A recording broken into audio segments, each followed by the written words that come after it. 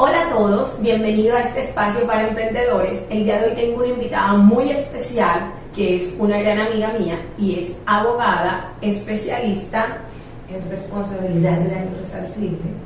Listo, su nombre es Helen Arjona y Helen, te doy la bienvenida y muchas gracias por aceptar mi invitación a este espacio el día de hoy. A ti, Lau. Hola a todos, como Laura les decía, soy abogada, tengo ya varios años de experiencia y por eso pues acepté la invitación de ella, pues de brindarme a los emprendedores para orientarnos un poco desde el punto de vista empresarial y legal. Listo, la primera pregunta que tenemos es que algunas personas a raíz de las publicaciones que he hecho me han preguntado y sienten como un obstáculo la parte legal de constituir una empresa legalmente. Yo quisiera que tú nos contaras cuáles son los beneficios para un emprendedor de constituir legalmente una empresa.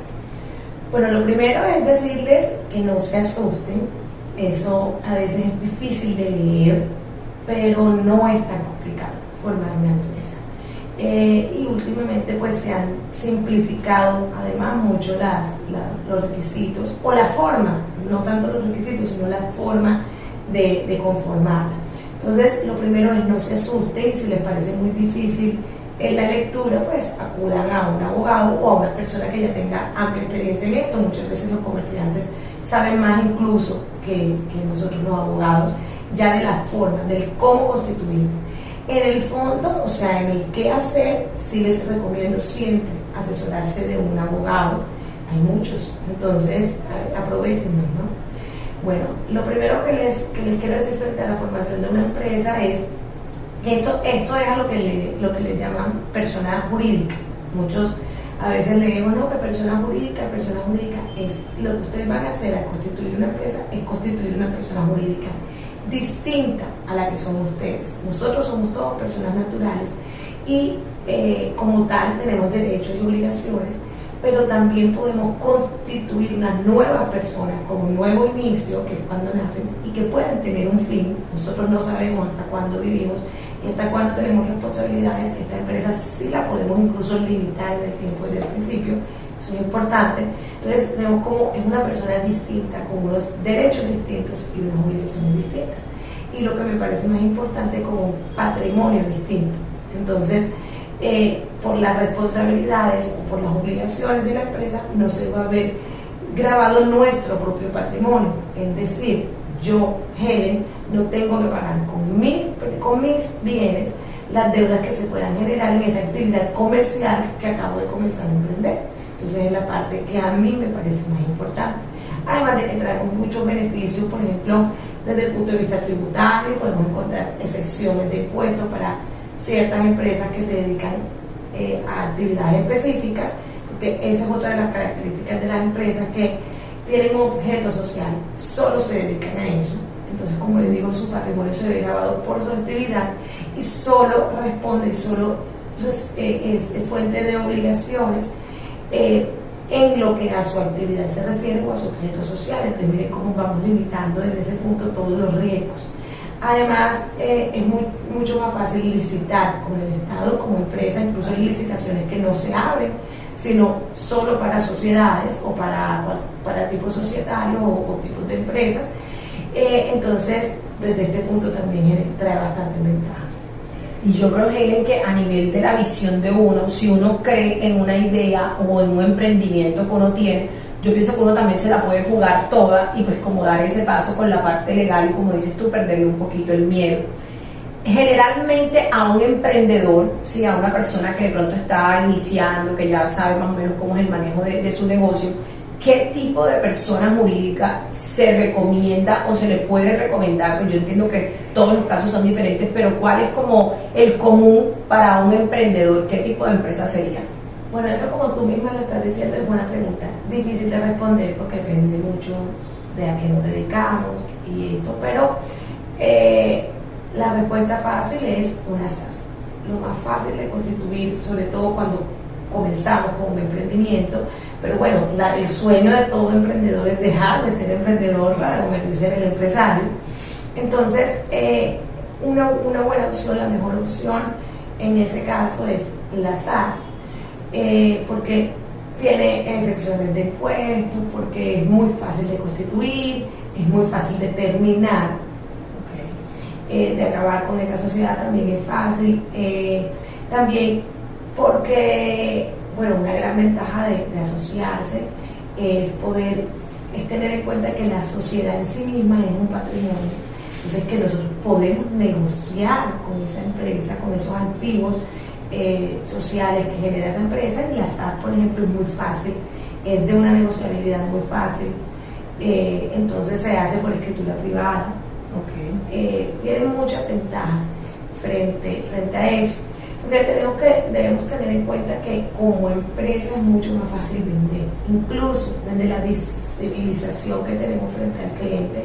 Como empresa es muchísimo más fácil vender, y además como empresa le estamos vendiendo al cliente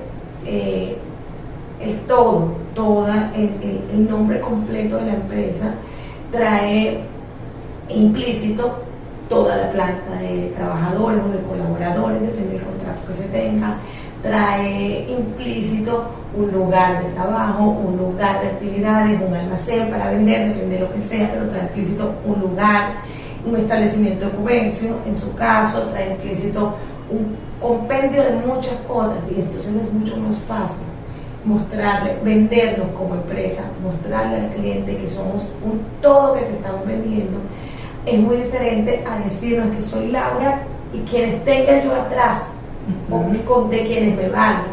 Es mucho mejor decir somos todos una empresa.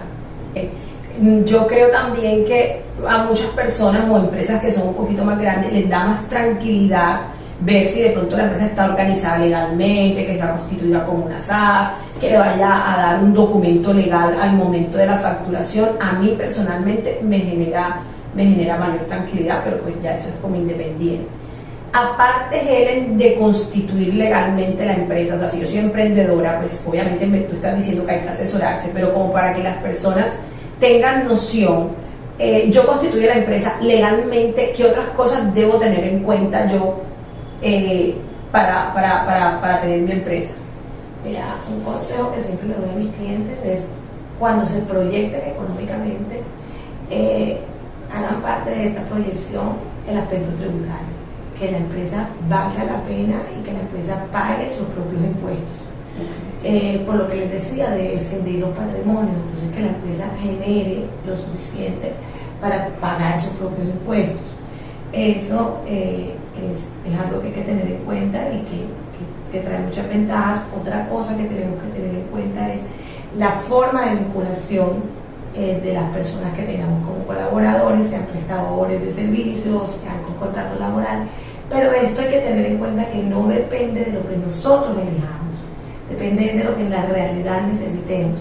Entonces, desde la proyección misma, cuando empecemos a emprender y que queramos ir creciendo, hay que tener en cuenta eso, cómo hay que vincular a los colaboradores y si la empresa en realidad genera lo suficiente para una posible carga prestacional, porque no es, como les digo, porque nosotros digamos que no, es porque en estas cosas siempre va a primar la realidad sobre las formalidades, y eso quiero que lo tengan en cuenta. Otra cosa muy importante al momento de constituirnos es tener como una proyección, una leve estructura contractual. ¿Por qué les digo que leve? Porque va a depender mucho de qué se dé en la práctica. Muchas veces los contratos se van reorganizando y se van redefiniendo por lo que uno va viendo que va pasando según la práctica. Pero sí es importante tener una estructura contractual y saber qué estamos ofreciendo, cuál es nuestra mejor posición contractualmente, si vendemos, esto depende mucho de si vendemos servicios o vendemos productos, pero sí es importante tener una estructura contractual para el día de mañana poder hacer una buena cobranza, para, por ejemplo, los que vendemos servicios, que no se pierda nuestro trabajo, que realmente haya un compromiso del cliente de pagar, y además, como les digo, por el tema tributario, por el tema de que cada quien tenga su carga de impuestos, sea el comprador o sea el vendedor. Esto es mucho más fácil establecerlo cuando tenemos una estructura contractual importante. Bueno, Helen, yo no sé si aparte de esto, de estas recomendaciones o de esta orientación rápida, que nos has dado crees o consideras alguna información que las personas deban saber al momento que dicen, yo quiero crear mi empresa? Bueno, como les digo, les recomiendo tener en cuenta siempre 3 puntos. Es qué tan comprometido estoy, o sea, qué tanto quiero que dure esto en el mercado, si es una cosa que estoy haciendo esporádica o eventual, o si es una proyección de vida. Las dos cosas son válidas en los negocios, pero de esto va a depender cómo nos constituimos. Otra es hacernos amigos de las herramientas que tenemos a la mano. Las cámaras de comercio prestan muchas herramientas, y la tercera que ya les dije es atreverse a saber que no es tan difícil y que además trae muchas ventajas. Muchas gracias por esas recomendaciones, Helen. Antes de finalizar, te quiero preguntar si tú desde tu oficina prestas algún servicio o tienes alguna tarifa especial para personas que estén empezando sus negocios en la parte contractual, en la parte de crear empresa.